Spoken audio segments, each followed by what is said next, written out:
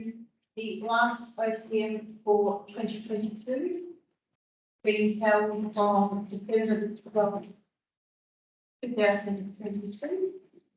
I declare the meeting open at 7 p.m. And would like to acknowledge this meeting is being held on traditional land of all our people and to pay our respect to the elders past, present and emerging. I'd also like to advise members of the public gallery that the meeting is being audio recorded in accordance with council policy. If you are asking a public question or making a statement or deputation to this meeting, this will be audio recorded. Members of the public are reminded that no other visual or audio recording of this meeting is allowed by any other meeting. Item 1 on tonight's agenda is attendances and apologies, of which we have nil. Item 2 is public question time. 2.1 is response to previous public questions taken on notice, which will appear in the agenda and in the minutes from this meeting. 2.2 is public questions. We have one public question from Mr. Michael Van Den Boer from Mundiville to be read out by a representative. Can I please ask the person to come forward and read this question tonight, please? Good evening, Madam President and councillors. I'm reading this on behalf of Michael Van Boer, who's on his graduation. I refer you all to the recently approved proposal to construct a footpath along Don Street and Richardson Street. On the 7th of November, I received a letter from the SJ Shire informing me that funding from the federal government had been applied for. Thank you for your work and communication. I will make sure the petitioners all get a copy of the same letter. I have one question. Going forward, and presuming the SJ Shire receives some sort of funding when we could reasonably expect some work to commence, we would love the momentum we currently have to continue.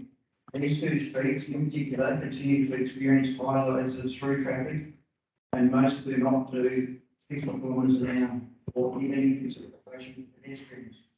The sooner the paths can be built, the better. Thank you on behalf of Michael. Thank you, Mr. Dennis. I'll ask the Director of Infrastructure Services to respond to Mr. Van Den Boer's question, please. Thank you, Madam President. Thank you for the question, Mr. Ben. Following the confirmation of the Shire's application for grant funding, Oxford will submit a business case for any part funding of the project by the Shire as part of the 2023-24 budget process. Council agrees to fund the project. The design and procurement process will likely occur in the second half of 2023. Construction will take place in the first part of 2024. If the application for grant funding is unsuccessful, Oxford will submit a business case Council for full funding of the project by the Shire as part of the 2023-24 budget process for Council. Thank you, Director. That was the only public question that had been submitted this afternoon. Under the Local Government Act, we are to allow 15 minutes for public question time at OCM. So I will open the public question time to the floor. Is there any public questions tonight from the floor from the gallery? Mrs. Bond, would you like to come forward and ask your question?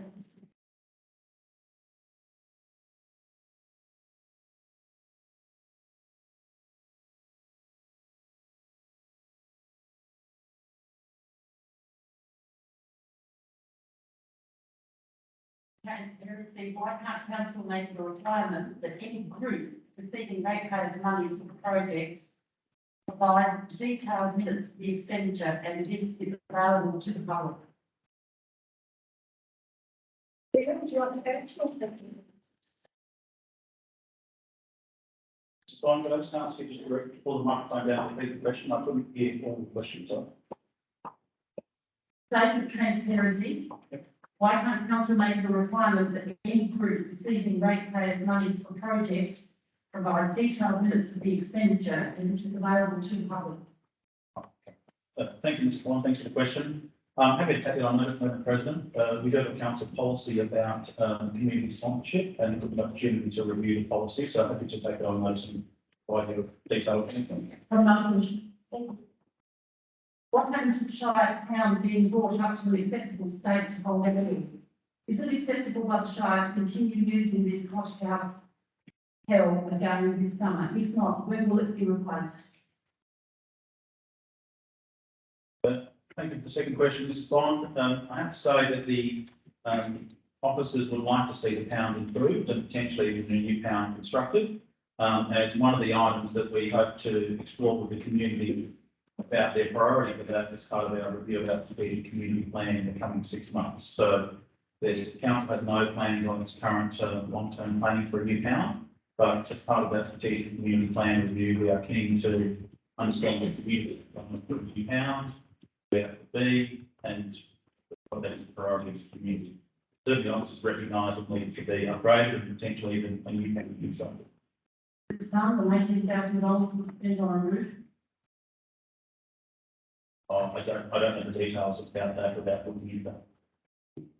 How much effort is put into assessing those who put in for Shire tenders before the tender is awarded?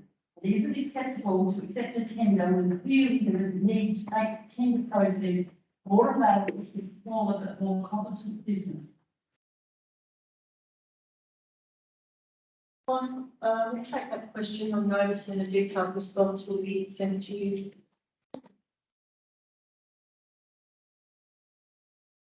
Thank you, Mr. Bond, for your questions.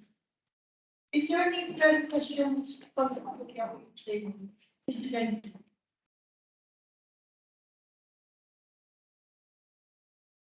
Just off the top of my head, with the ever increasing population of Australia and the diverse number of voluntary groups, etc., the community grant funding amount being increased because there's more and more groups looking to access that pool of money, and we had the Serpentine Church remembering last month. A lot of groups voluntary look at to increase that pool. Mr. Bennett, the allocations for budget will be looked at through the budget process by council. Thank you. Any further public questions from the public gallery this evening?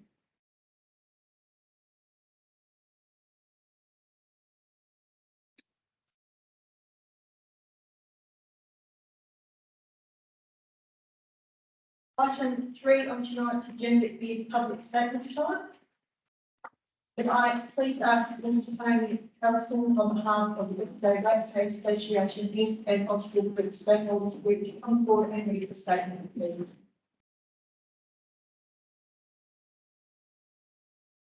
Good evening, ladies and gentlemen. I'd like to ask to read this statement out on behalf of the Serpentine Jarrahdale Ratepayers Association and the Hospital Group stakeholders of the Shire of. We are submitters of item 9 of the total submission to the council in respect of the extracting industry at Hill Road, the proposed amendment. First thing we need to make quite clear, we have not confused the manufacturing plant, which actually makes the bricks, with the extractive site, which is a quarry basically. And there was some discussion that certain people, individual submissions have made confusion, and that is probably correct. We have to make it clear that we have not made this mistake. Next, Main Roads WA has previously voiced their concerns very strongly about both the Hospital Bricks plant and quarry in Hill Road. It is therefore surprising that currently they have no objection. In any case, Hill Road is a local council road matter and not an MRWA one. Next, there is a significant amount of dust on Hill Road, originating both from the extractive site during transport in and out, and of the quarry, which we have documented, and the plant. This is just merely the in and out of the quarry. Complaints about the dust have not been promptly addressed by hospital whips. Sweeping the road 3 times a week is insufficient, bearing in mind that surface contamination has already taken place, and often immediately after the sweeping, more trucks deposit additional large amounts of dirt on the road. This cattle bridge that the company mentions obviously does not work, as the deposit of dust is continuing after the installation of this sweep. Dust is a certain inhalation problem and is also a safety issue, with clouds of dust obstructing drivers' vision after watering. The dust turns into a mudslip, and there are safety problems with skidding of traffic. How a health and safety issue cannot be considered to be a fatal planning flaw is not only arguable, but is ridiculous. Mud also, after watering, mud can collect under the vehicles and has to be hosed off, otherwise it's a corrosion issue. Claiming by the company that dust mud issues have been acted upon and resolved is incorrect. There seems to be no additional management implementation to resolve the issue. Next, groundwater management is an essential feature of any proposed amendment to the extractive industry licence. Groundwater is considered by both the state government and the Shire to be one of the more important environmental issues. We cannot be certain that there is no discharge or leaching to water courses, streams and creeks, unless an investigation is launched by an independent expert body. We have already asked for a peer review of both surface and groundwater reports from the company to be instigated before the licence is issued. Lastly, the Osprey stakeholders meeting seems to have ceased. The last meeting was in May 2022. They may on the surface seem to be conducted in accordance with the consultative framework as approved by the Shire. However, the company pays for and has absolute control over the chair, agenda, and even the minutes of these meetings. Company appointed chair, Serpentine, has been contacted recently and no new meeting is planned. Thank you, Mr. Chairman. Thank you, Mr. Harrison.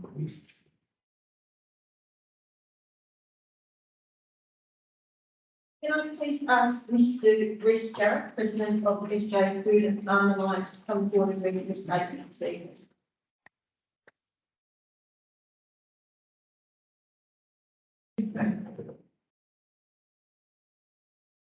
The Serpentine Jarrahdale Food and Farm Alliance Incorporated the Shire of Serpentine appreciates the opportunity to address the council regarding item 10.4.3 on the neighbourhood grant.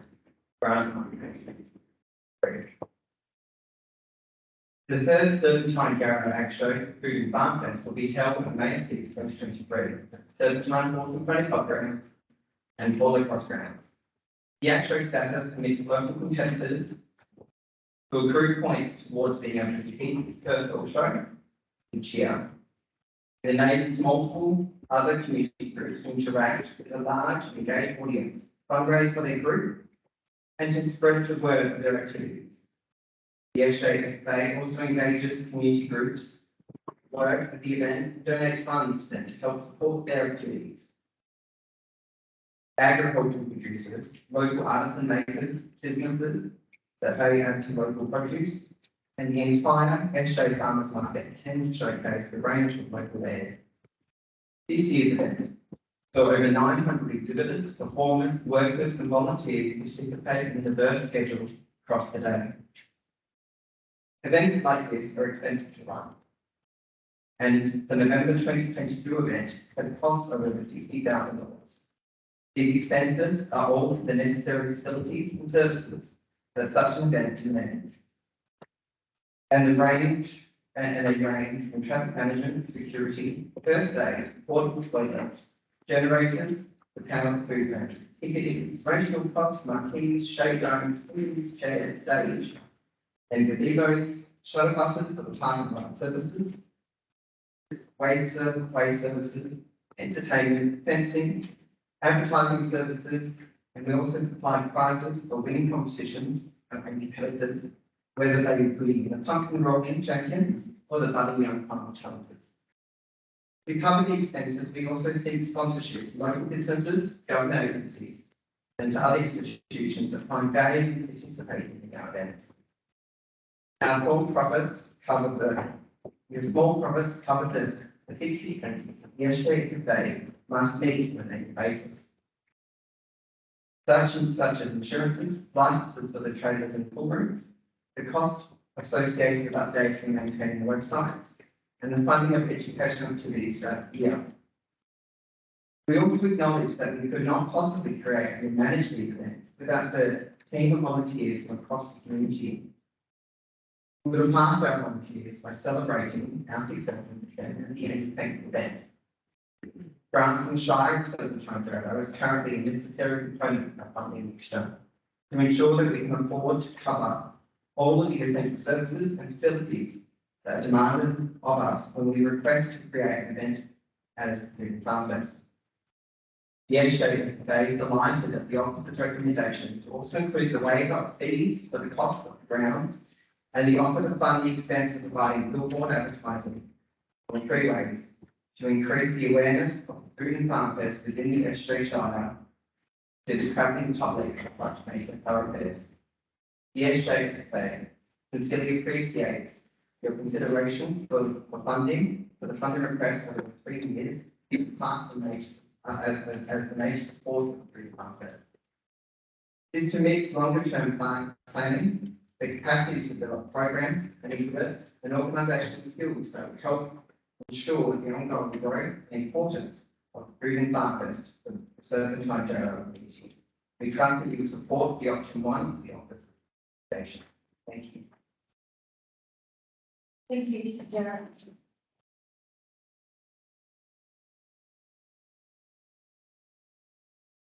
So please ask Mr. and Mrs. Dwyer of Carnup to come forward and read your statement, please.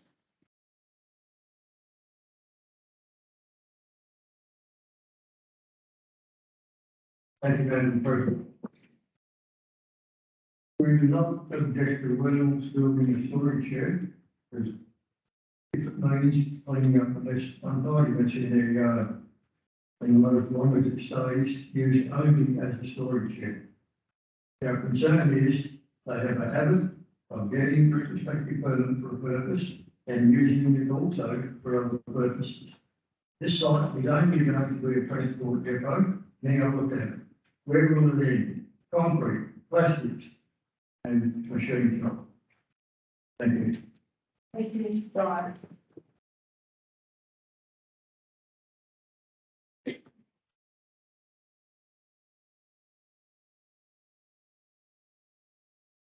Item number 4 is petitions and deputations. Item number 4.1 is petitions.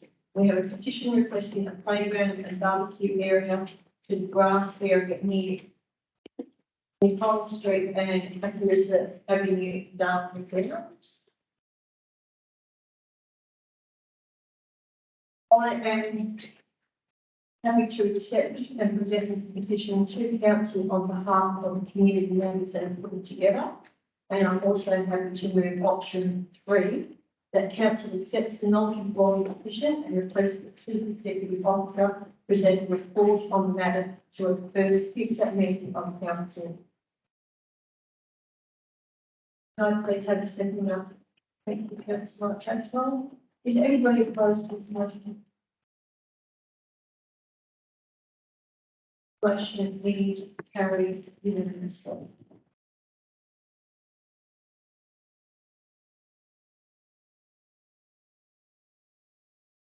Item 4.2 is deputations. We have deputation from possible breach regarding item 10.1.4, proposed amendment to condition 1 of the approved industry extractive to extend the timeframe for extraction for a further 5 years at lot 31 Hill Road, Cardiff. Thank you, President, Deputy President and Councillors. My name is Olivia Morrich. I appear on behalf of Possible Bricks, the Planning and Environment Lawyer from Morrich and Environment Lawyers. Need my address.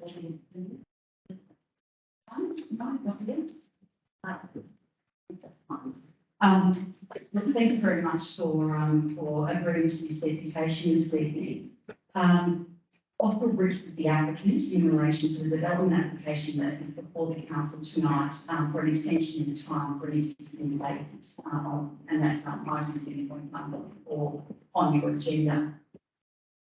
The pit has been worked for some time. The last set of approvals obtained through a review to the State Administrative Tribunal and subsequent reconsideration by the Shire granted approval to continue stage 1 extraction and then to move the extraction north over the next 30 years.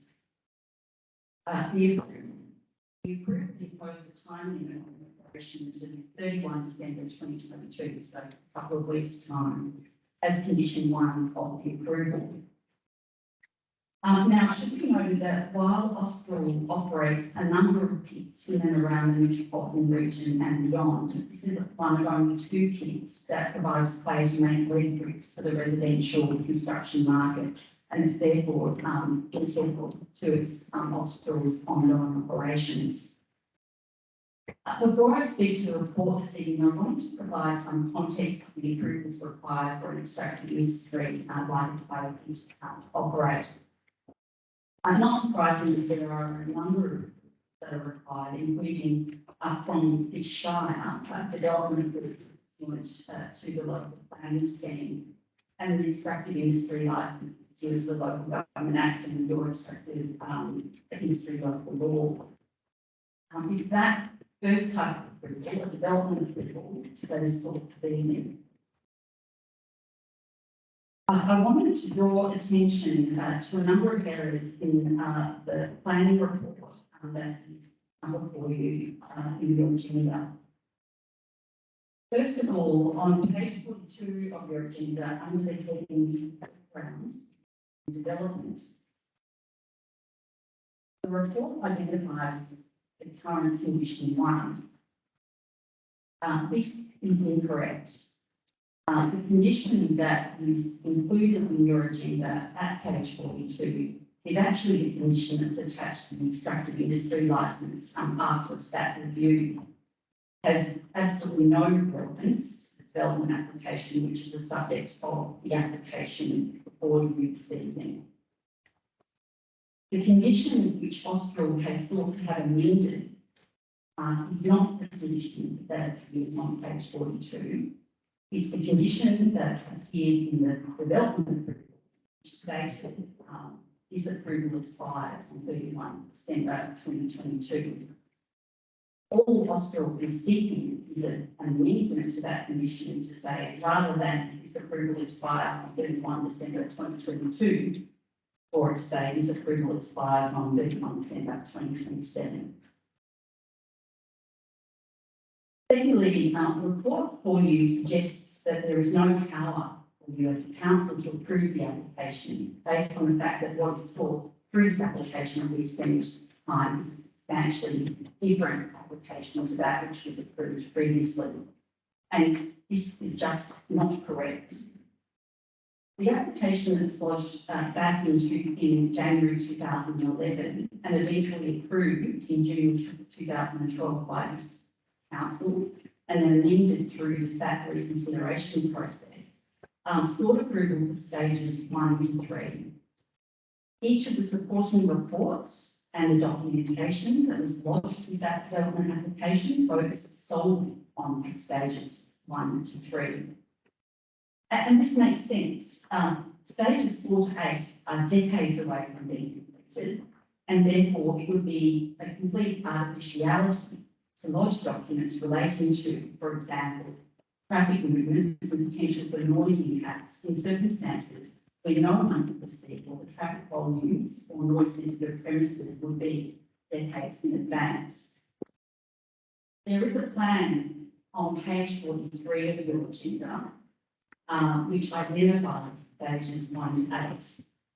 This was provided to the Shire simply as a master plan to show to the council how Austral intended to stage the project over the project's lifespan, did not seek approval for each one of those stages. And of course, this is confirmed by a very short time frame that was imposed on the development approval, which was 10 years. Even if my client had asked about stages 1 to 8, the effect of such a short time frame is that only stages 1 to 3 were actually approved by the council. Now, Austral hasn't been provided with a copy of the legal advice that has been provided to Shire, and as I understand it, to the council as a confidential attachment. What I would note is that legal advice is only as good as the instructions that are given. And in this case, I would suggest that the instructions given were not correct given the inaccuracies in the report that's been given this evening. To be clear, it is our submission that there is no impediment to you as a council in approving this application.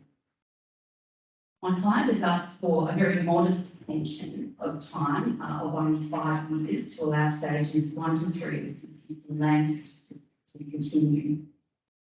If approval is not granted, the flow-on effects will be loss of employment in your government area and reduction of supply of goods to the Western Australian market.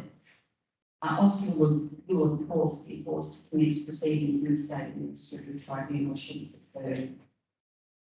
We therefore respectfully request that the Council approve the application to amend Condition 1 and extend it to the 5 years. Thank you. Thank you for your application.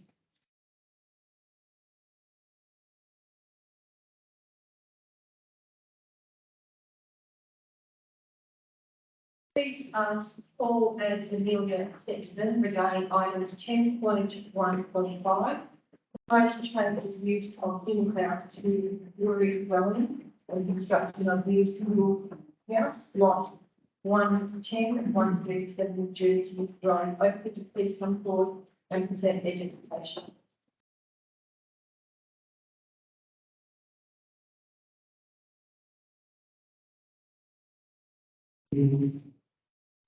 Dear councillors, our deputation is relating to agenda item 10.1.5, lot 110, 137 Jersey Drive, Oakford, gate 22/846. We are objecting to the officer's recommendations for the approval of the proposed dwelling.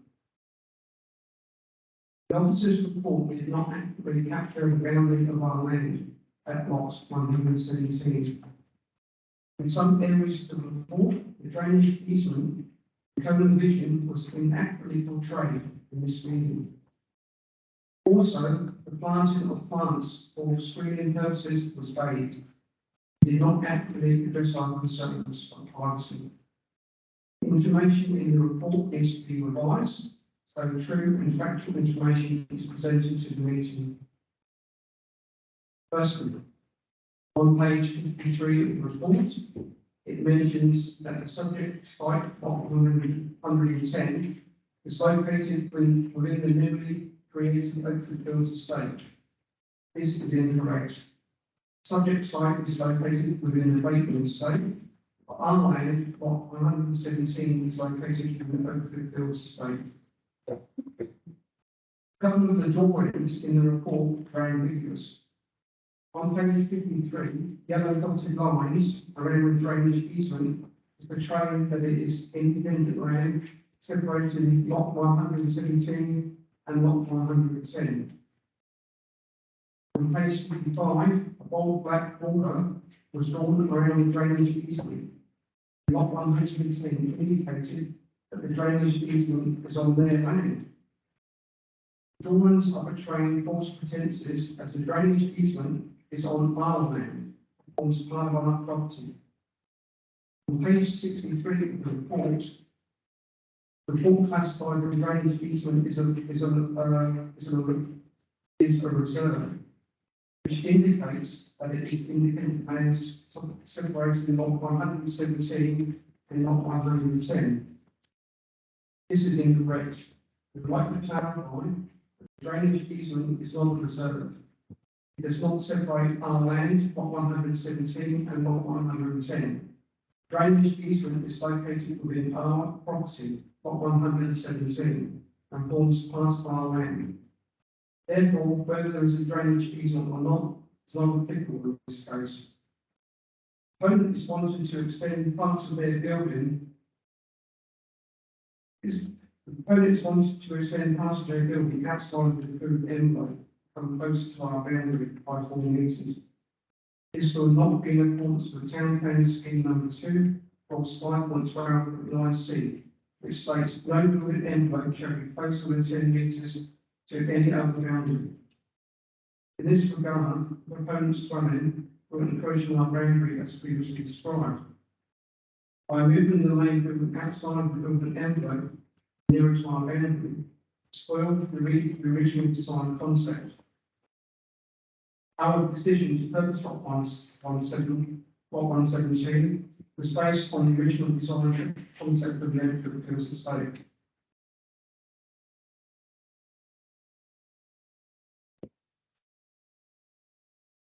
Secondly, in item 10.1.5, attachment 2, the proponent admitted they were aware that the building envelope is not adequate for their development, but still went ahead to purchase the land.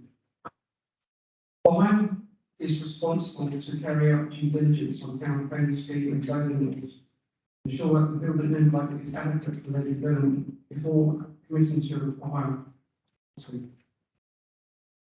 If the buyer finds that the building envelope is not adequate to accommodate their house design, like the person of the property, they should not try to fix their problem by extending their building outside of the approved envelope and assume that it's acceptable for their extension to encroach on the latest plot boundary. The proponent has also mentioned that the Shire has set a precedence in this area by approving changes to building envelopes. We disagree with this statement.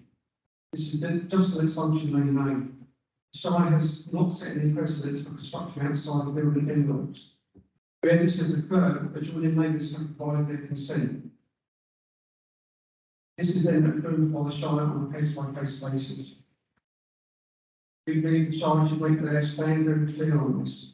Therefore, the proponent should not assume that that is acceptable to extend for their extension to encroach on our lot boundary.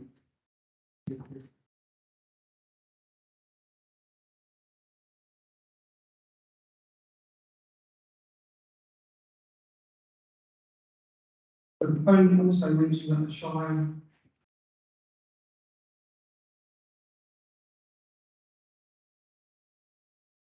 encroaching on our lot boundary is not acceptable to us. In a countryside living environment, privacy is something you would expect.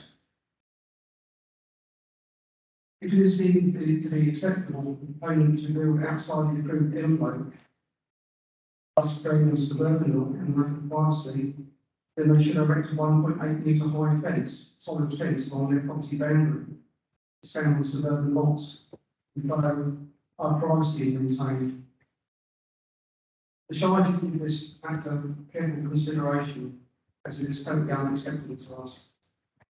Why would the Shire allow? Why does the Shire allow 1.8 metre solid fence along suburban blocks with backyard setbacks greater than 10 metres? This proposed 6 metre setback only has a post and round fence. It's no parking. The general width of the lots on both Oakford Hills and Lakeland Estates are limited, and therefore do not cater for building outside the approved envelope without adequate fencing.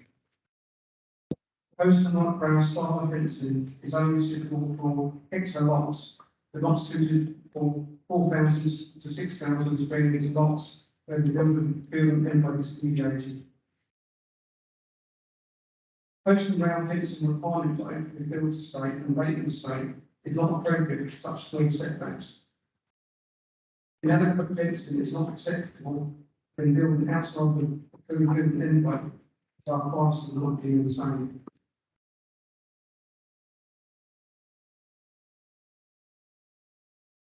Thirdly, the shed house and construction combined with the new proposed dwelling would give a packed in onto the entire width of lot on 110, 110, based in Jersey Road, and this is an issue that the Shire has not adequately addressed in the report.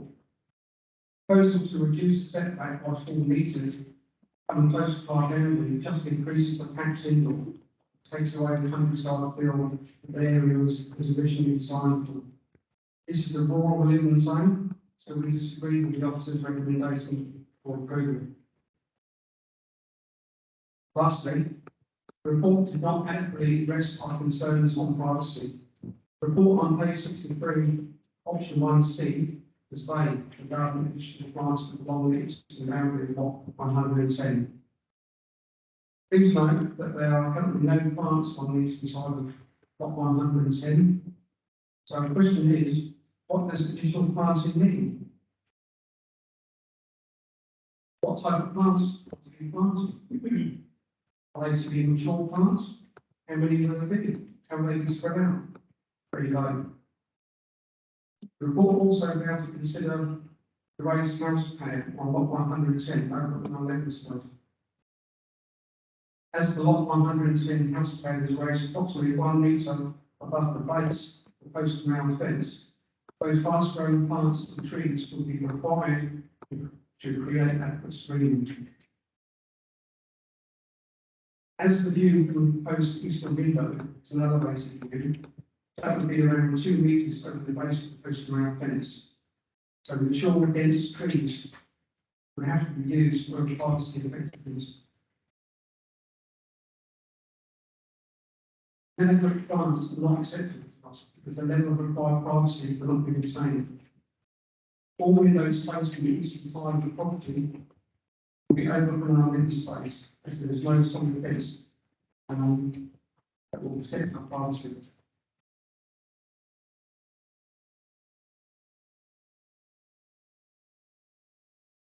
On page 62 of the report, it details a 4.5 metre cone division. In this case, the area of site not described as only 4.5 metres. The vision of coastal properties is very clear, way beyond 4.5 metres. Therefore, the cone division trade in the report spy ground is misleading and inaccurate. With a boundary this close, it means adequate solid fencing is required. Post and ground fence will not protect our policy or window space on the eastern side. We disagree that the area of site is contained within the boundaries of lot 110. How can the vision be contained where windows are so close to the boundary and there is no solid fencing? This will have an adverse impact on our privacy. So in conclusion, post dwelling does not fall within the permitted development envelope. Use of a setback of 10 metres will not be compliant and greatly impose on our privacy. Therefore, we suggest that the proponent looks into relocating their proposed dwelling in the building envelope so they are not encroaching on our boundary, and in doing so, respecting our privacy and the countryside living environment.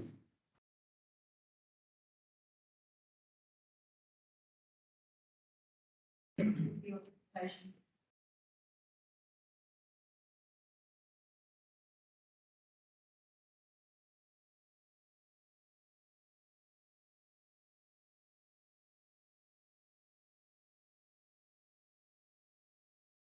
Item 5 on tonight's agenda is the President's report.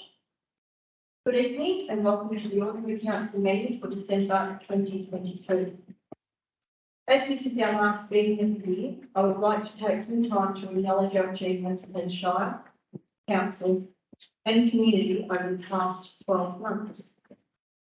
The relocation of the Estate Library Service to Byford has been a great success, along with the establishment of our new mobile library service. It has been fantastic to see our community embrace the new services so enthusiastically over the past 5 months. The opening of the SJ Ridley Shop has been a fantastic addition to our community and continues to help our local environment by diverting waste from landfills. Other key achievements we've seen across the Shire in 2022 include the continued development of the planning for stage 1A of the King Park Recreation and Sporting Precinct project, the adoption of the Council Chamber's relocation concept plan, and the adoption of the Byford Town Centre Civic Site Master Plan. Overall, 2022 has been a year of growth in Serpentine Jarrahdale. I thank my fellow councillors, Shire staff, and most of all, our community for their contribution over the past 12 months. It has been great to see Australia getting into the festive spirit. It was great to join with our community at the Bike Carols at the start of the month, which was the 30th anniversary of the annual event. Congratulations to the organising committee on a fantastic community event. We also had a great turnout for the Shire's annual Christmas stroke party and food truck fiesta event on Friday night. I'd like to acknowledge the efforts of all staff who are involved in the planning and delivery of this event. Festive celebrations continue in Shire this week with the Playing the Park Christmas edition this Thursday. Another wonderful thing about this time of year is seeing our local school students graduate. I've recently attended several graduation ceremonies, including those at Woodland Road Primary School and Port Grammar. One day, these students will be leaders of our community, and it is encouraging to hear about their school achievements and to know each day will be in good hands well into the future. Congratulations to all graduates of 2022. I want to close tonight by wishing everybody a Merry Christmas and Happy New Year. I hope you all enjoyed plenty of time with their friends and family over the break and return refreshed for what is shaping as an exciting 2023 at Serpentine Jarrahdale. If you are travelling on our roads, please be safe. As always, my full calendar can be viewed on the following pages.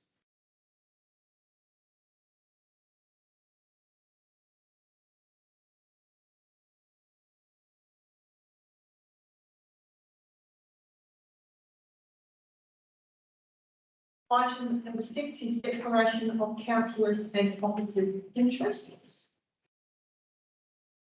I have a declaration from myself, Michelle Rich, for item 10.2.4. The impartiality interest. My interest is a long-term supporter of the project. The extent of my interest is a long-term supporter of the project. Have an impartiality disclosure from Councillor Dave Battler for item 10.2.4. He is a long-term supporter of the project. And a declaration from Acting Director of Community Services, Ms. Rebecca Stokey, declared an impartiality interest in 10.4.2, Equine Advisory Group, Leisure and Trail Riding Representative Vacancy Appointment. The nature of the interest is children attend the same school as one of the applicants. The extent of the interest children attend the same school as one of the applicants. Chief Executive Officer Mr. Paul Martin declared his partiality interest in item 10.5.4, appointment of Director of Community Engagement. The nature of the interest is as per attached outlined in agenda item 10.5.4 that some of the applicants either have or still do work with him previously, and one applicant is considered a friend. The extent of the interest is as per attached and outlined in agenda item 10.5.4 that some of the applicants either have or still do work with him previously, and one applicant is considered a friend.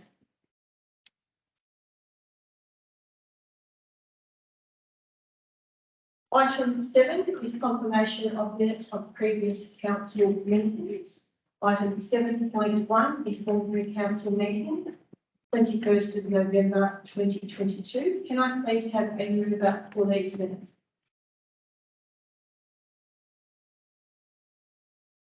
Thank you, Councillor Douglas. That's that way you have to second. Thank you. Is there anybody opposed to these minutes? Motion is carried unanimously. Item 8 is the receipt of minutes or reports and consideration of adoption of recommendation from the communicating council to previous council meeting, which there is here. Item 9 is motions of which notice has been given. 9.1, notice of motion water cards. Can I please have a mover for this motion? Mr. President, I'll have to move this motion, please.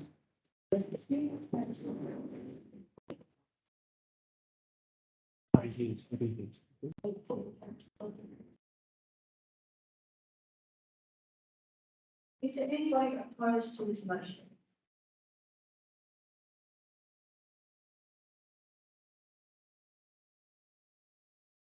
Motion is carried unanimously. Thanks for the next question as well. Can I just confirm you are moving to council recommendation? Officer's recommendation is to Smith. The officers of the recommendation. Council recommendation, the council request this. Thank you.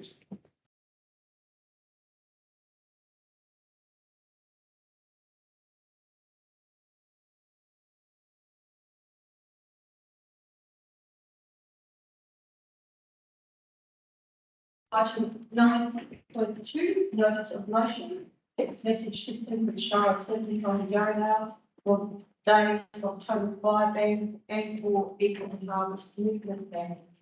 I'm happy to move the motion. Can I have a second? Thank you, councillor Duncan. Is anybody opposed to this motion?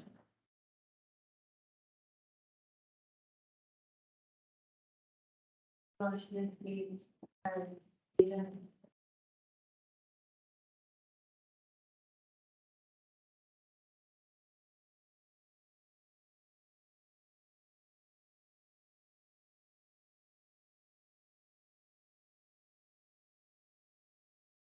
Item 10 is the Chief Executive Officer reports. 10.1 is development services. 10.1.1 proposed road naming block 250 Sincerian Boulevard and Barker. Can I please have a move of this motion? Thank you, councillor. That's one. Five, is there anybody opposed to the motion? Motion is carried unanimously. Item 10.1.2, proposed dwelling, proposed residential development, swimming pool, decking and privacy screen, lot 38, 17 Maxfield Street, Serpentine. Can I please have a mover for this motion? Thank you, councillor Coles. Can I please have a second for this motion? Thank you, councillor Duncan. Is there anybody opposed to this motion? Motion is carried unanimously.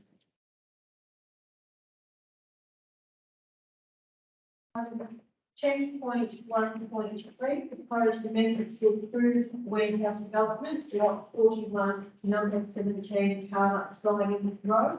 Can I please have a mover for this motion? Thank you, councillor Duncan. Can I please have a second? Thank you, councillor Ashwell. Is there anybody opposed to this motion?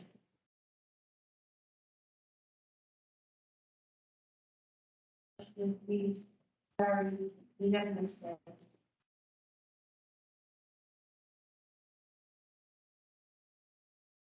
Item 10.1.4, proposed amendment to consider one of the food industry extractive to extend the time frame for extraction for a further 5 years.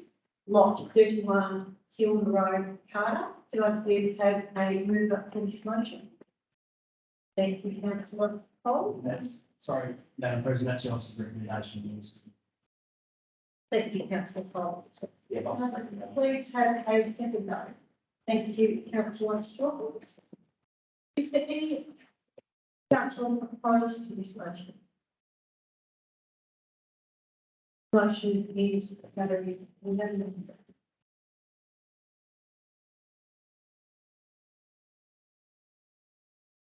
Item 10.1.5, proposed plan of use of city house to auxiliary dwelling and construction of new city house lot 110, 137, Jersey Road, Oaktree. Can I please have a mover for this one? May I put forward an alternate motion for the second, the one that was circulated last week, where we changed to segments C, which is with both the landscape plans approved by the Shire of Serpentine. Meeting of council to demonstrate the provision of one right landscaping along the end of the eastern side of the city line. The provision of two roads in landscaping along the end of the eastern side of the city line. The roads and landscaping is comprised of mix of ground, middle and upper story planting to enable the creation of effective screen. Plants used are to be sufficiently advanced to non-tube stock to enable the opportunity for advanced during. Once approved, the landscape plan will be implemented and maintained.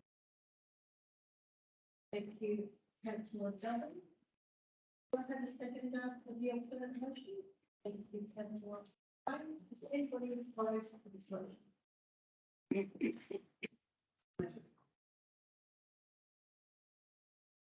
Councillor Adams, question? What the old check paper uses.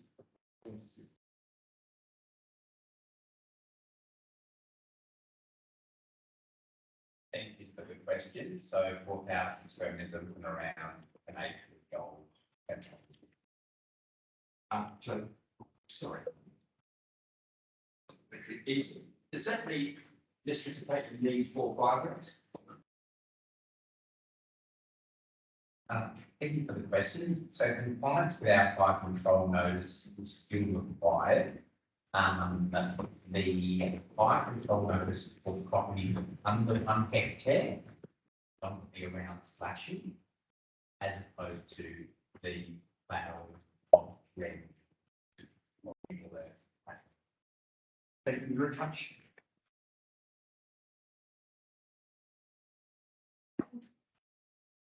Councillor Hawkins, you are opposed to this motion? That's great, Madam President. Thank you, councillor Duggan, please open debate. Thanks, Madam President. I think it's been well presented by the residents who live on the east side of this block that it is outside of the building on the way from South Street on the vision of their house, their living area, of the past that I can see exactly what they're talking about. The landscaping plan was part of the original officer's recommendation. However, I felt it to be not substantive enough that it was a little ambiguous. It's previously said that there was additional plans along the eastern side boundary of the subject land to help further screen development. All I have done here is actually make that a little clearer, so that there is a definite understanding of what is required for landscaping. The second row is to cover the 4 metres, that is the length of the patio. The reason being is the patio is an outdoor area where people tend to spend a lot of time. It's currently not planned for patio, which means that not only is that a visual threat to the neighbours on that eastern side, but also it will be an increase in noise distress. Remember, these are residential properties, which mean that there is no lights out. It's not like an industry where they have to have everything turned off by 7 o'clock at night. So I think that it's important that we look at 2 rows of landscaping that are full screening landscaping, especially at that patio area, to try and limit the visual and also the acoustic impediment on the east. Thank you, Councillor Dudley. Councillor Strange, would you like to speak or is it time's up? Councillor Stockton. Thank you, Madam President. I'd like to acknowledge Paul and Amelia for their dedication today, where they articulated very clearly the areas where they felt that the report and the recommendation was inaccurate. We can see by the amended motion that's being proposed, there's lots of considerations that need to be made to try and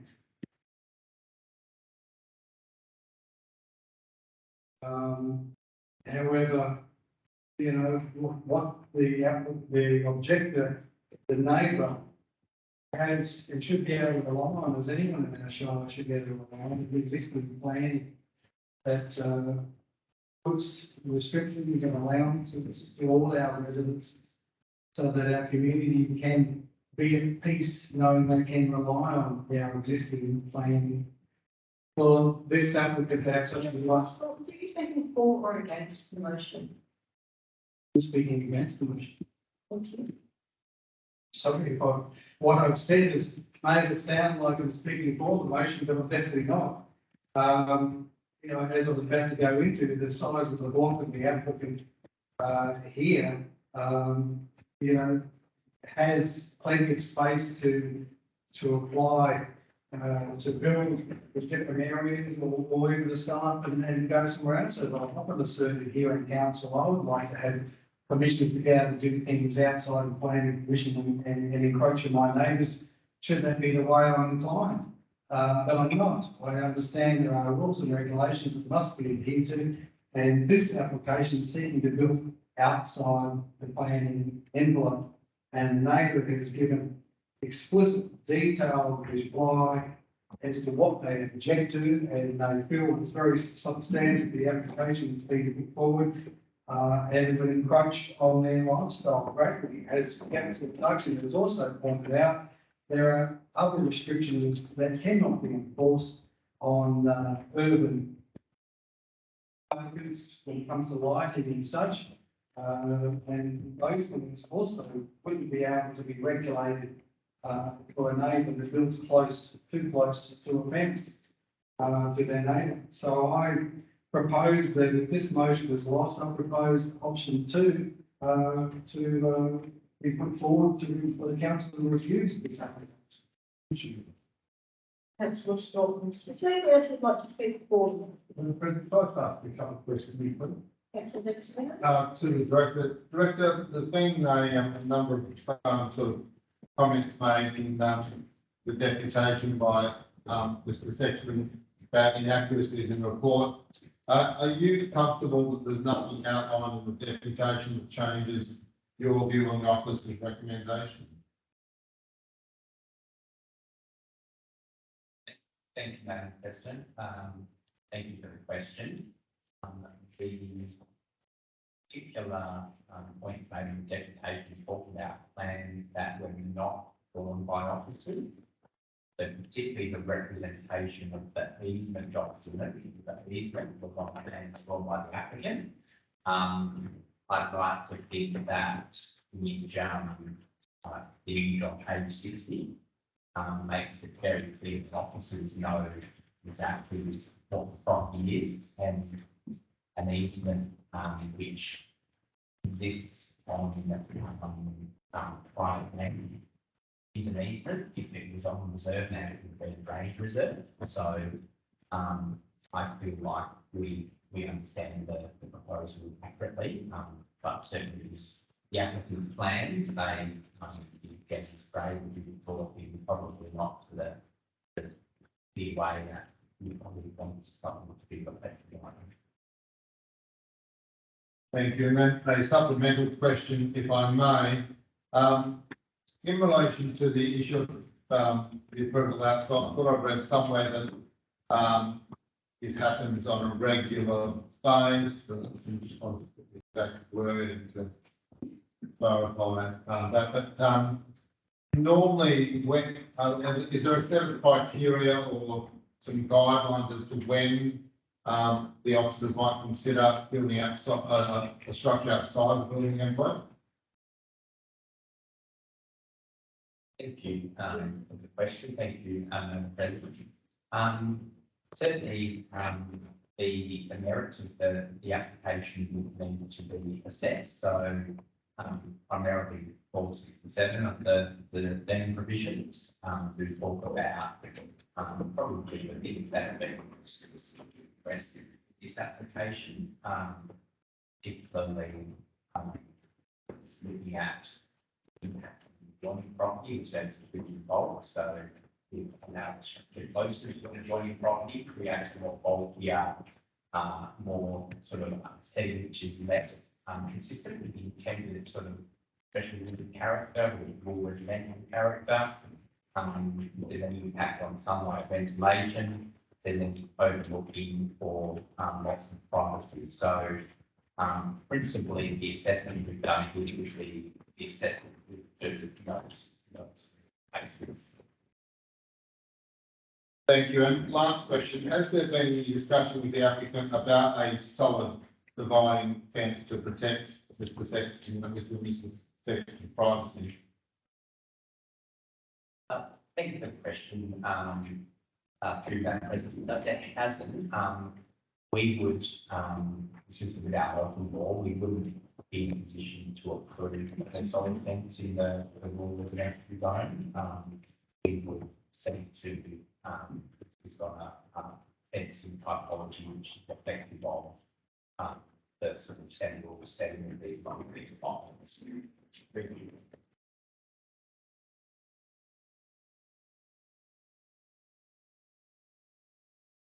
And sorry, just one other question. In relation to the proposed alternate resolution, I'm just sort of looking at C1 Numeral 3 to enable the creation of an effective screen. I'm just wondering when the intention would be that effective screen would need to be in place by. I'm just wondering, maybe if Councillor Douglas would consider a slight amendment, perhaps just to tighten up that word there.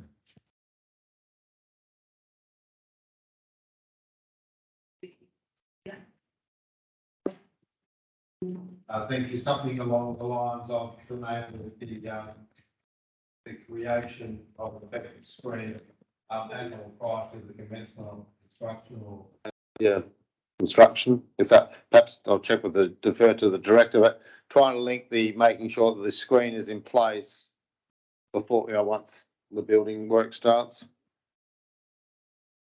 Director, I'd be interested in your thoughts. Councillor Strange, as the seconder, are you happy with an amendment of such? I would be happy with an amendment to allow for the screen to be there prior to occupation. I think it might be a bit onerous to have it in place prior to commencement of construction. Thank you, Councillor Strange. I concur.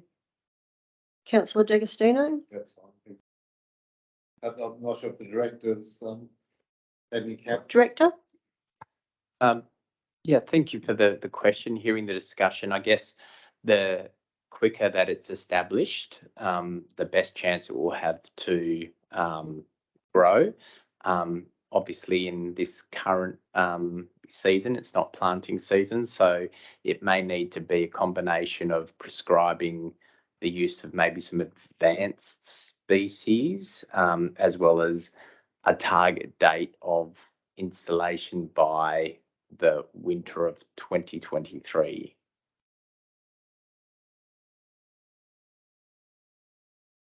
Thank you, Director. Councillor Duggan, as the mover, would you like to reword point C3 of your alternate motion? Thanks, Madam President. So C3 would say the rows of landscaping is to comprise of a mix of ground, middle and upper story planting to enable the creation of an effective screen effective by the end of winter 2023. Councillor Strange, are you happy with that wording as a seconder? Yes, Madam President. Thank you.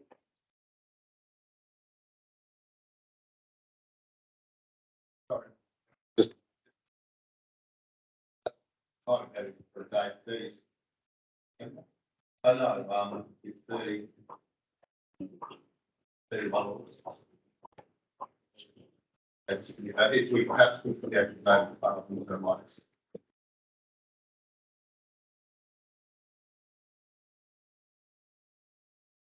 Councillor Duggan, are you happy with that change?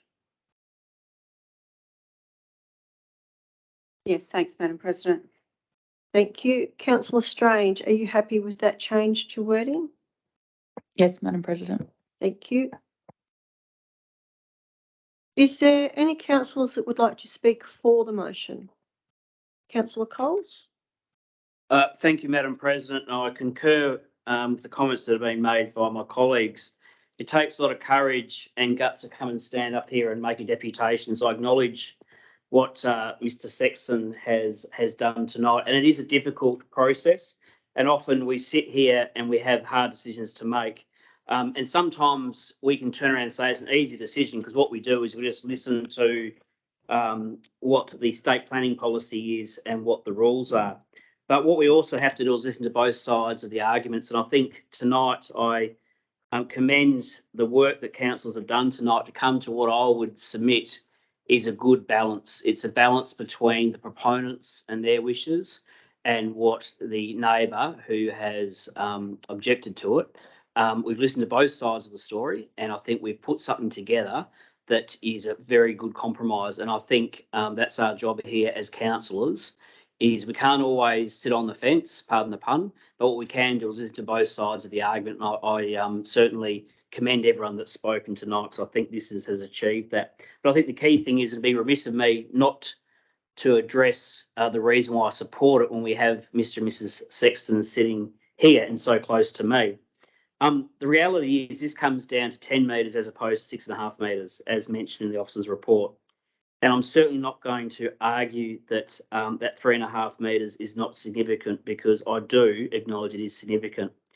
But that 3.5 metres does somewhat become insignificant when we put conditions in place to allay those concerns. And certainly I can't speak on behalf of Mr. and Mrs. Sexton, but what I would say is I would rather have that 3.5 metres close to my property with a screen of bushes, vegetation that we put forward, as opposed to a fence. And certainly a fence would be, I would submit, would be not in line with the rural nature of that area. And I understand that is a very nice area, and the attraction of that area is that rural feel and that rural environment. So I think what we've done here is we've listened to both sides of the stories and we've come up with a good compromise.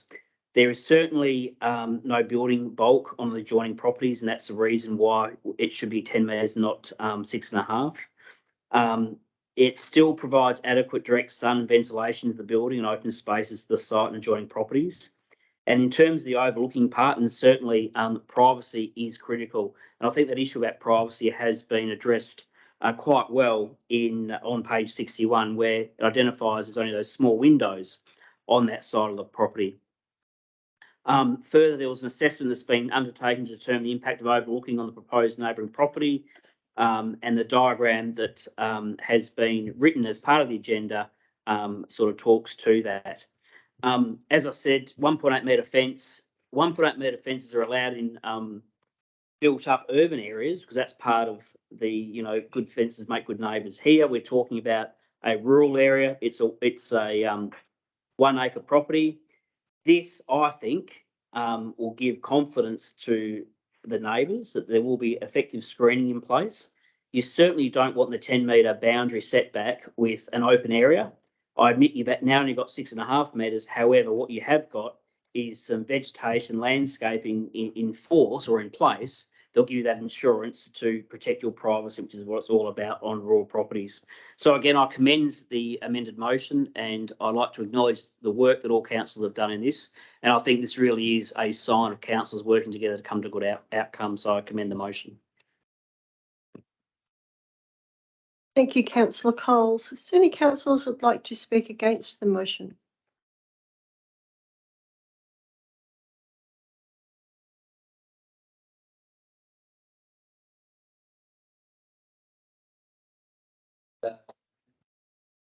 and maintain what's,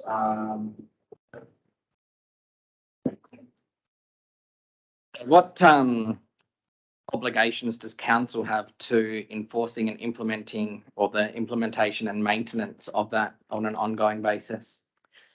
Director?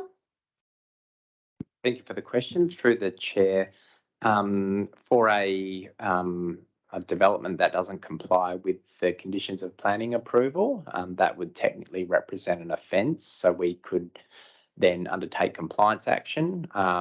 Our first step is to always try and achieve voluntary compliance, but there are other steps that we can take should voluntary compliance not be achieved. So that includes infringements all the way through to prosecutions.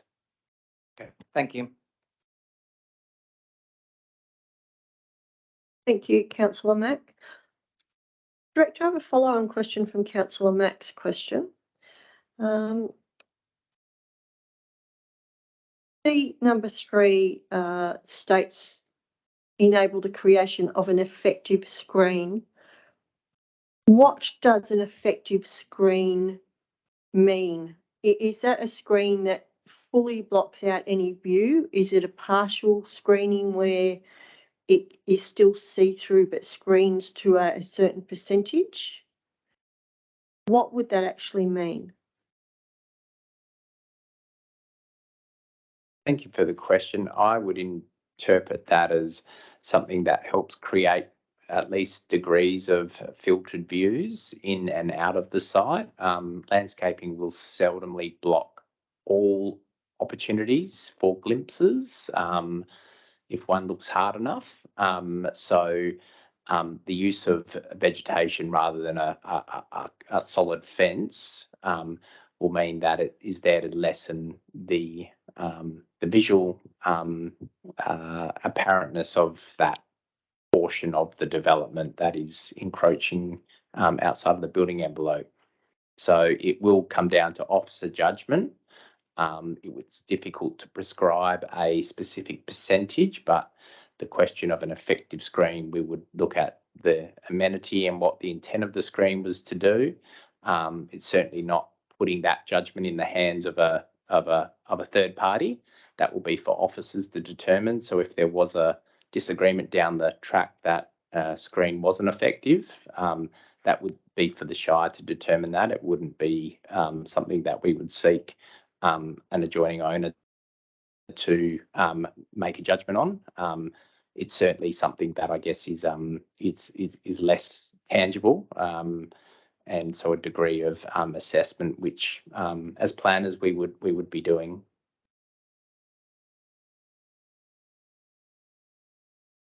Thank you, Director. Is there any councillor that would like to speak against the motion? Councillor Duggan, would you like to close, please? I'm happy to go to the vote. Thanks, Madam President. Thank you. All those in favour of the alternate motion before us?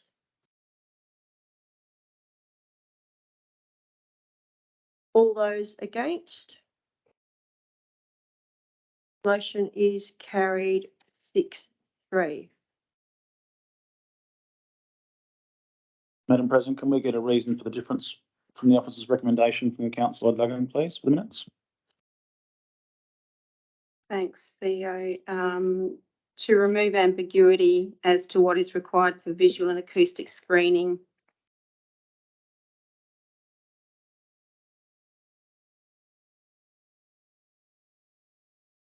For visual and acoustic screening in compensation for building extending beyond the building envelope.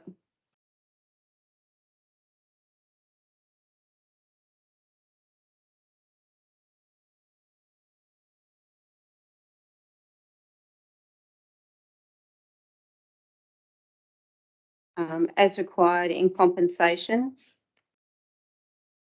for the building extending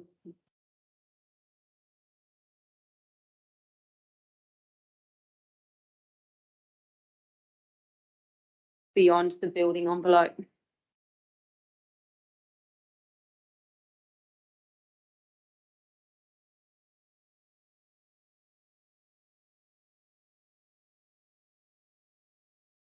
Thank you.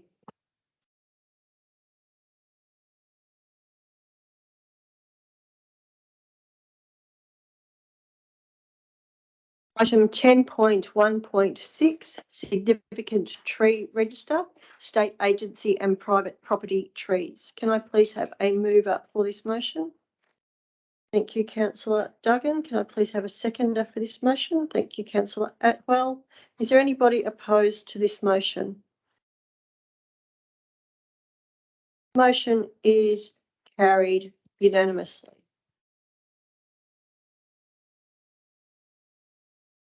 Item 10.1.7, request for comment.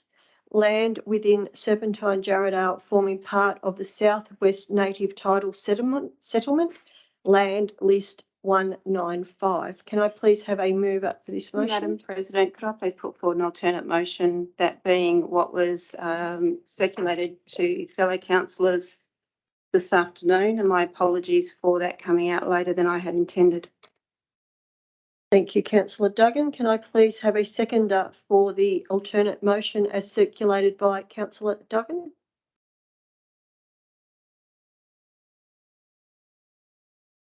Thank you, councillor Coles. Madam President, for the benefit of the recording, is it if councillor Duggan want to explain the difference potentially between the two? Certainly. So the alternate motion has a condition C, which is not listed in the officer's recommendation, which is C, bind subsequent landowners to undertake appropriate geological investigations up front to determine specific site conditions of the land and whether such conditions affect the ability for a development to occur across part or the whole of the land in question.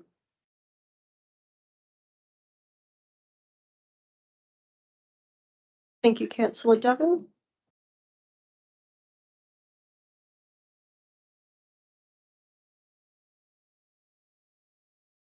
I have some questions of the director in regards to the amended part of this motion.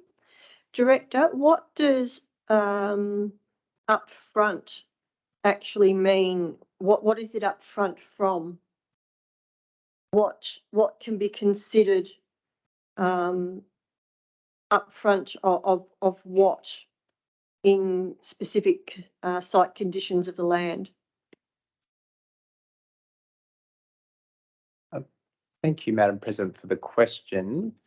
That I would interpret that as meaning before a decision is made to essentially transfer the land as essentially proposed by the request we received.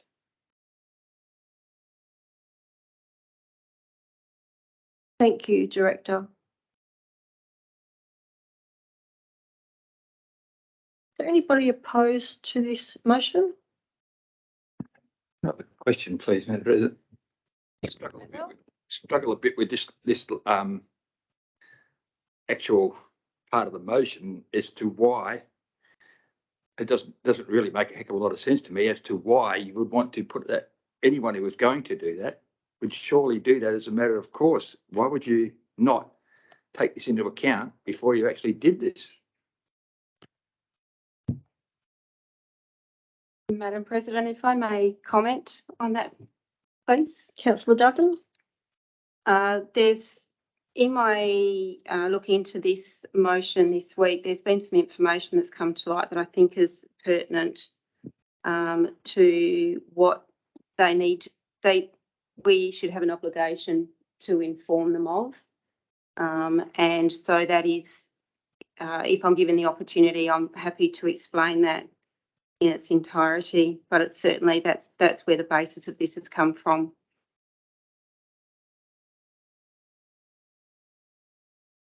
Thank you, councillor Duggan. I'm going to oppose this for the sake of debate to hear what councillor Duggan has to say on this matter so that she can actually inform council of this extra information that she has received in this last week.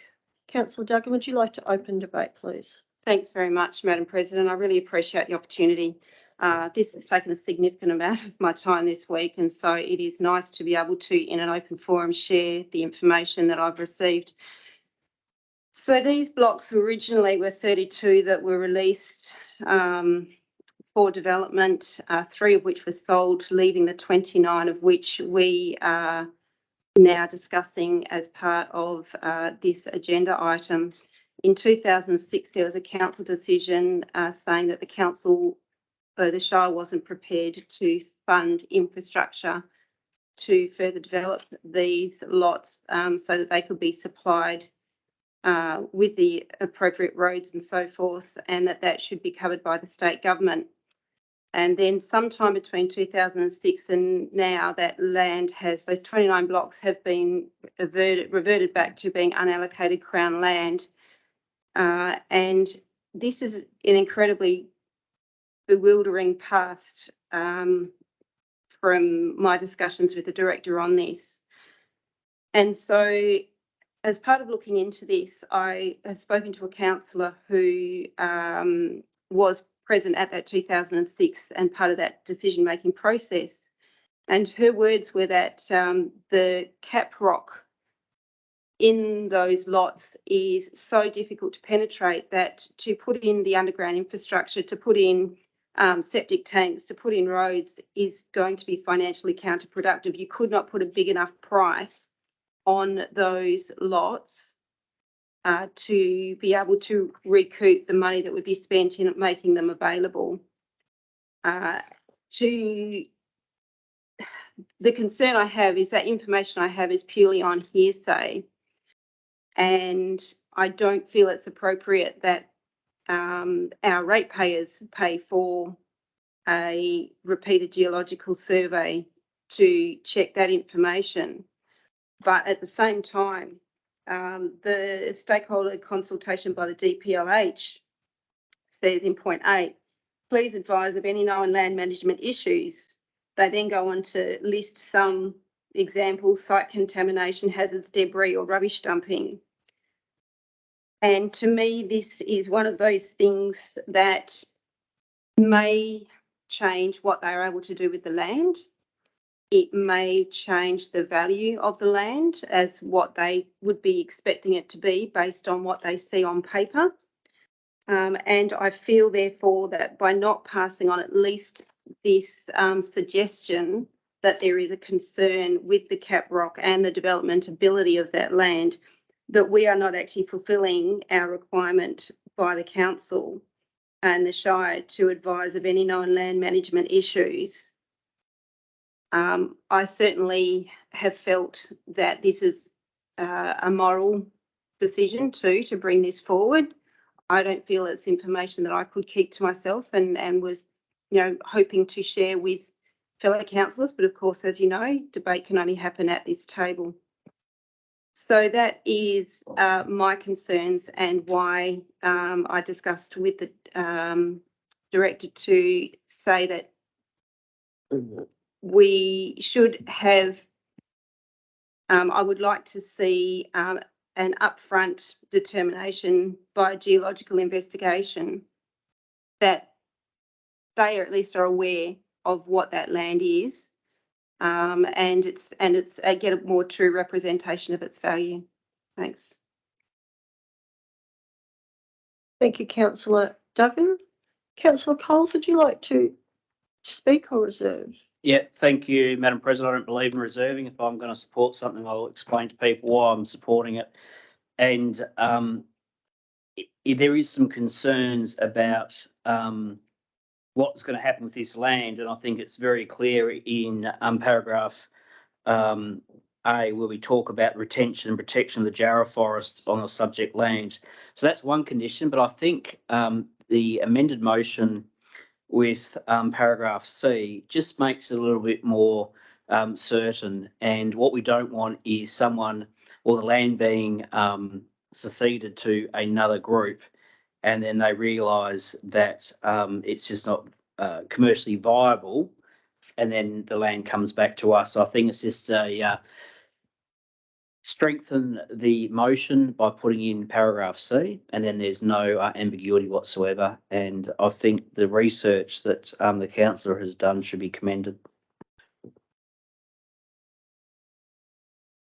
Thank you, Councillor Coles. As the councillor that has put my hand up to speak against this, I am still somewhat confused with the information that has been put forward this evening. This is not Shire held land. This is land that is vested and controlled by the state government.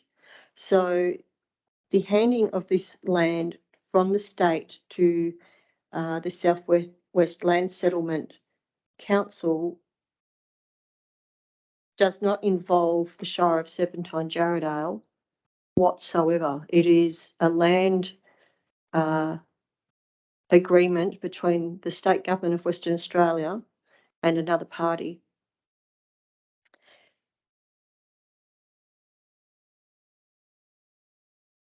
I don't know if there actually is a legal way of binding a subsequent landowner to undertake what is being asked for in the condition C put forward by Councillor Duggan. I don't know if under any of our town planning schemes that any owner can be bound by a condition such as this. So I'm still to be convinced that this amendment or alternate motion is the way forward for this item. Thank you. So any other councillor would like to speak for the motion? Sorry, Madam President, you've got my interest in the comment you just made. If I can ask a question to the director, the officer's original motion certainly had paragraph A inserted talking about the CEO writing to them to bind them. Is that, I'm not trying to think of it, is that procedurally accurate to do that? Director? Thank you, Madam President. I just point out it's very similar to what Council resolved in 2006 from relating to this same land holding. What the officer recommendation seeks to try to emphasise is that in handing over freehold land that would be owned outright by the traditional owners, that we believe it's appropriate to build in some safeguards around a form of how development does take place. It may be that not all lots are able to be developed if there are elements that prove important to retaining, I guess, elements of the Jarrah forest on the subject land. At the end of the day, we're merely a referral authority. The decision will ultimately be that of government about how and in what form they're willing to hand the land over, or whether they're even of the view to put in place any further protections on this land compared to the other pieces of land that they're trying to package together as part of the compensation package. Thank you, Director. Councillor Coles, do you have any further questions? No, thank you, Madam President. So any councillors that would like to speak for the motion? Councillor Duggan, would you like to close, please? Thanks, Madam President. I absolutely agree with you, Madam President. This is not our land. This is not our agreement, but we have been asked to answer the questions to the DPLH. And like I say, my concern is point 8, please advise of any known land management issues. As a councillor, I was told of what is a potential land management issue. And for me not to present that to my fellow councillors, I feel that was information that was not appropriate for me to keep to myself.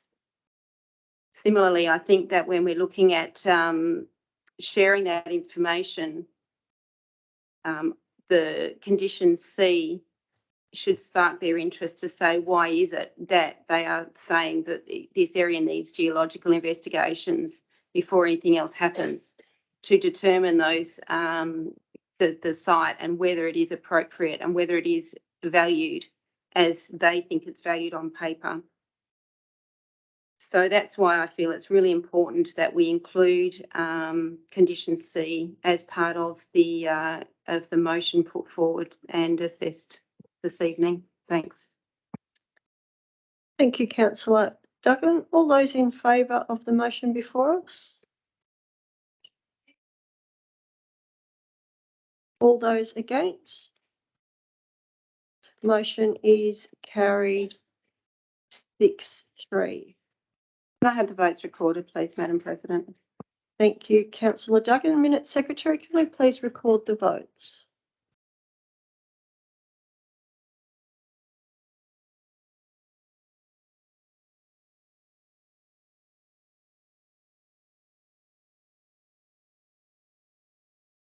And councillor Duggan, once that's completed, we'll need a reason for the difference, just so you've got a heads up, please.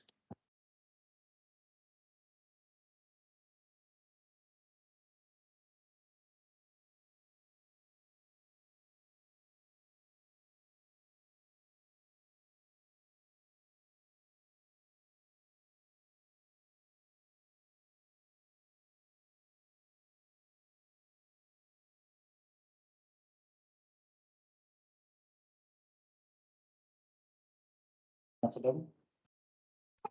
Thanks, CEO. To inform DPLH of recent suggestions as to suspected geological limitations of the land.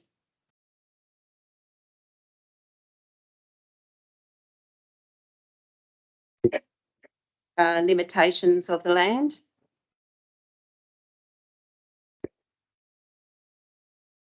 Yeah, suspected. Yeah. Limitations of the land. Geological limitations. And it's DPLH. Thank you. Thank you.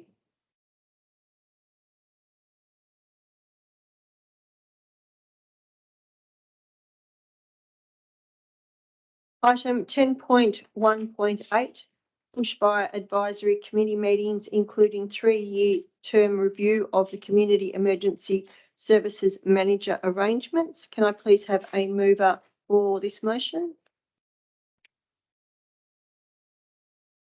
Thank you, councillor Coles. Can I have a seconder, please? Thank you, councillor Atwell. Is there anybody opposed to this motion? Motion is carried unanimously.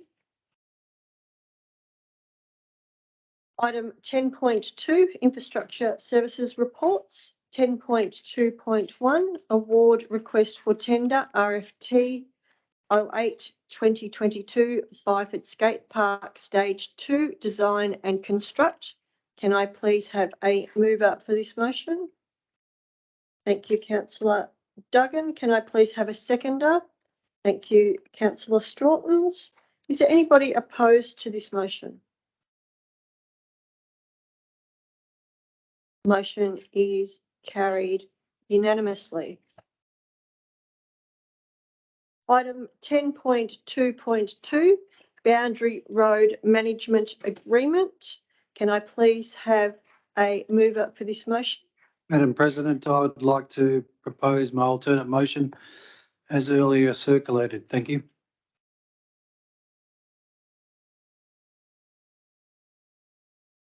Alternate motion. Thank you, councillor Coles. Madam President, can I ask councillor Stroughton just to advise the meeting of the difference between the two motions, please? Very good. Thank you, CEO. The difference is in part B. It's where I'm recommending they're putting forward that the council, this council, this Shire, I should say, takes over the Hopkinson Road section in 30th of June 2026 instead of immediately. Thank you, councillor Strawtons. Is there anybody opposed to this motion? I'll second it, I think. Yes.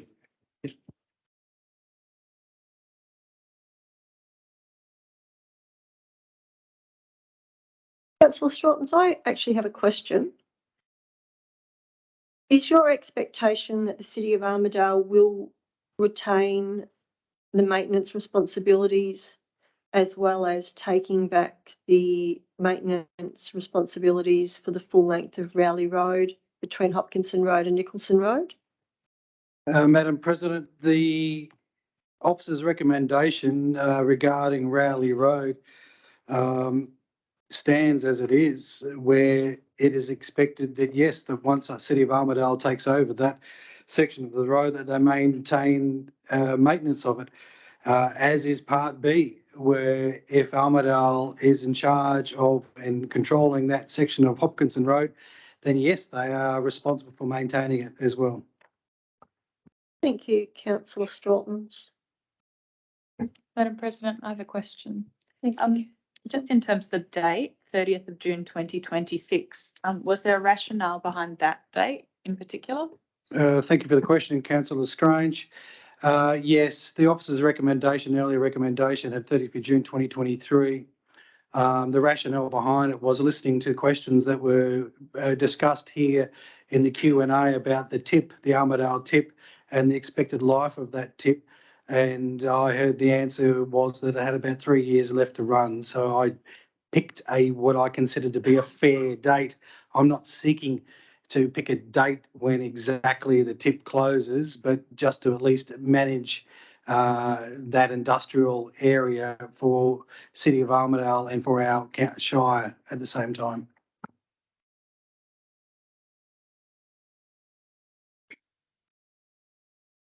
Thank you, Councillor Stratton.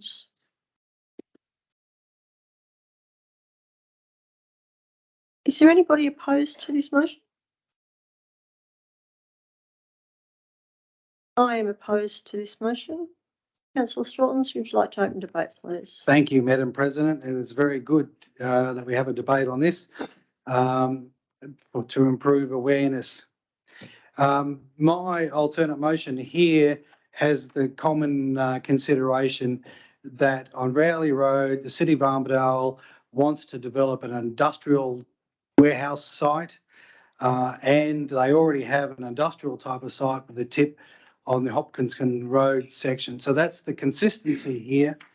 And as they have these industrial pursuits and his existing infrastructure where they have the heaviest use of this road, it stands to reason that they should be maintaining the maintenance of these roads. I also would foresee that if the Shire took over the section of the road where their residents predominantly travel down, the Armidale residents predominantly travel down to the tip, then there could become some conflicts with what our Shire residents would like to see happen to that section of the road. So, for example, the section of the road further into our Shire after the tip has chicanes on it, and we know it's used as a bit of a rat run. So I'd hate to see there being some arguments around putting more chicanes in or any other types of infrastructure that causes, poor relations or deteriorates relations with our neighbours in the City of Armidale.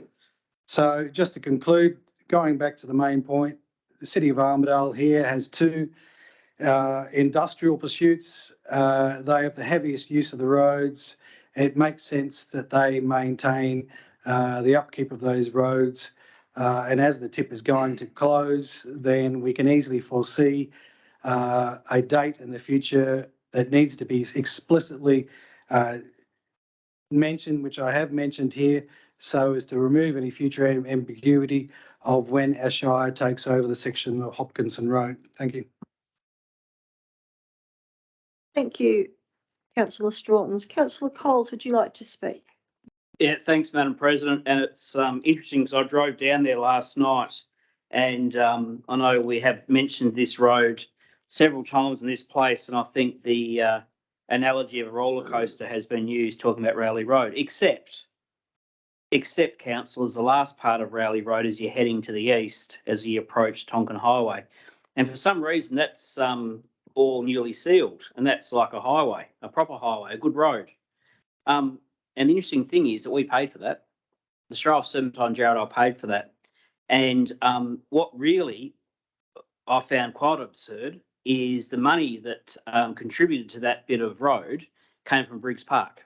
It came from the drainage work at Briggs Park. And I remember sitting in this place and getting quite animated about money going from the Briggs Park drainage to Rowley Road. Anyway, the decision was made by council, and of course, I can't talk against that. But it is important to put that front and centre because I think it's pertinent in this debate. The other thing is, Councillor Stroughton's made a very good point, and that is there's also land at the end of Rowley Road and Tonkin Highway, which I understand is going to be divided or subdivided into industrial land. And part of that subdivision, a part of that work that the industrial land will be done is, guess what? Work to Rowley Road. So not only have we diverted funds from Briggs Park drainage to Rowley Road, it's now going to be redone anyway in the future with the proponent that's going to be subdividing that land at Rowley and Tonkin for the industrial estate there. So as I always say, the Shire has no money, it's ratepayers' money, and I think this motion is good.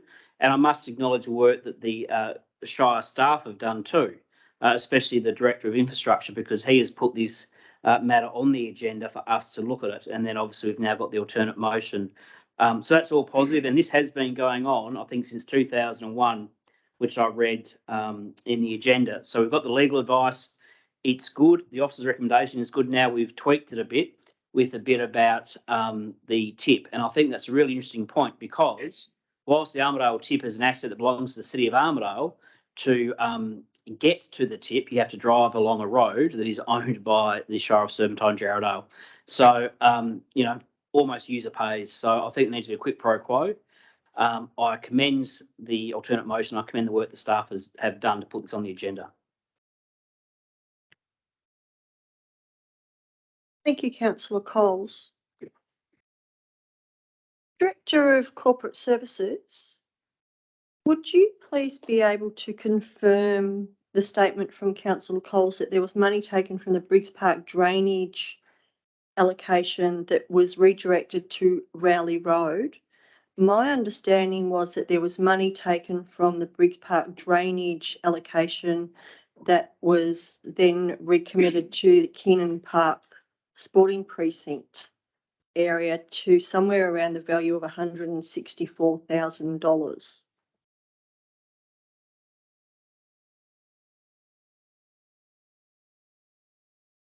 Thank you for the question, Madam President. Your recollection regarding Briggs Park and Keenan Park is correct.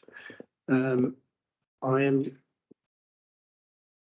desperately searching our budget variation register to confirm your question. It appears that the Rowley Road budget variation formed part of a larger budget variation of some overs and unders. So I can't specifically identify money coming from this particular project to that particular project. Some projects went down and some went up. Director, was that the reallocation of over $1 million that the council made to make sure that there was various road projects that went ahead due to escalating costs in the economic climate that we are in at the moment? I'll need to take that on notice. Thank you.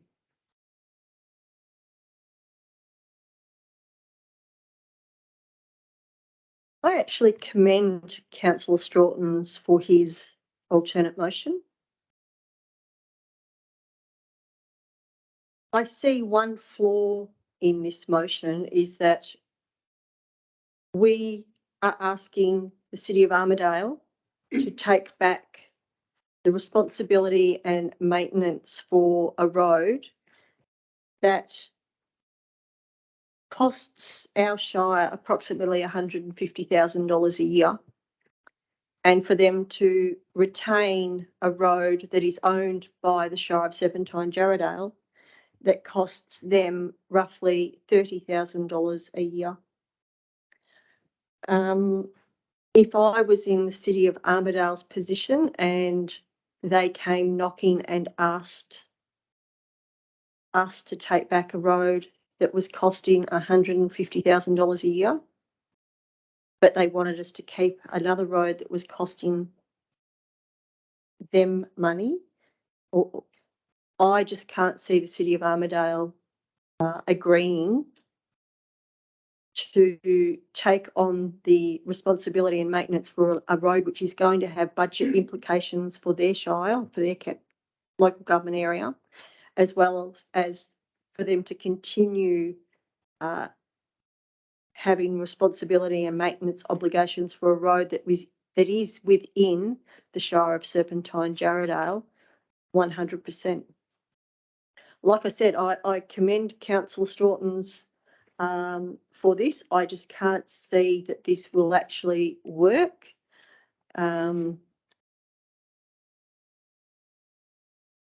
Because I don't think it's an agreement that our shire would agree to if it was turned 180 degrees. Is there any other councillors that would like to speak for the motion? Sorry, Madam President, can I ask a question?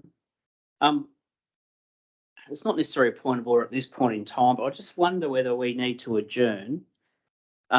There's been a comment made that I've said something that's inaccurate in my debate. I think it'd be prudent that we just take a moment to pause and just try and find what I was referring to,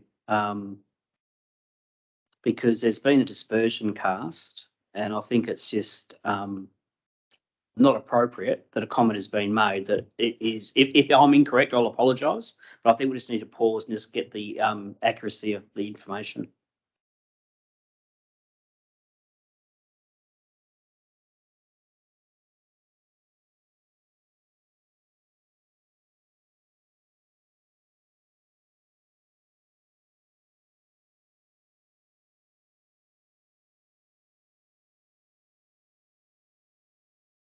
Councillor Coles, if you'd like to move to adjourn for 10 minutes.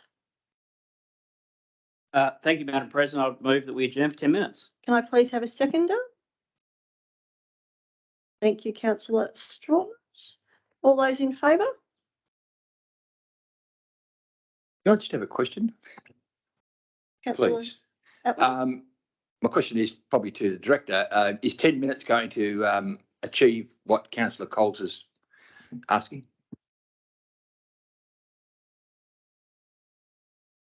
I'm presuming the council will be able to direct me to the OCM where the variation occurred, so yes.